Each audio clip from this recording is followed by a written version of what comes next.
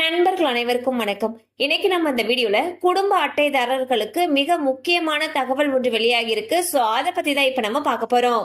Ration கார்டுகள் மூலமாக ஏழை எளிய மக்களுக்கு அரிசி, பருப்பு, எண்ணெய் போன்ற பொருட்கள் மலிவு விலையில் வழங்கப்படுகின்றன. அது மட்டுமல்லாமல் அரசின் பல நலத்திட்ட உதவிகளை பெறுவதற்கும் ரேஷன் கார்டு என்பது ஒரு முக்கியமான ஆவணமாகும். இந்நிலையில் பொங்கல் பரிசு தொகையை வங்கி கணக்கில் செலுத்தலாம் என்று அரசுக்கு ஐகோர்ட் மதுரை கிளை யோசனை கூறியுள்ளது.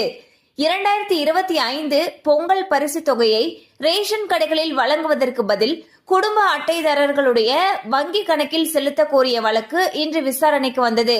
அப்போது மகளிர் உரிமை தொகை போல பொங்கல் பணத்தையும் வங்கி கணக்கில் செலுத்துவது குறித்து டிசம்பர் 19ஆம் தேதிக்குள் அறிக்கை அளிக்க அரசுக்கு உத்தரவிடப்பட்டுள்ளது.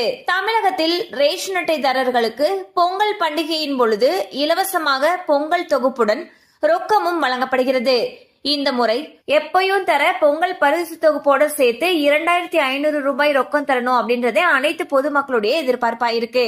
கண்டிப்பா அந்த அப்டேட் உங்களுக்கு பயனுள்ளதா இருந்திருக்கும் நம்புறோம். மேலும் இது போல அப்டேட்ஸ் உங்களை உடனே ரீச் ஆகணும்னு நினைச்சீங்கன்னா நம்ம சேனலோட தொடர்ந்து இணைந்திருங்க.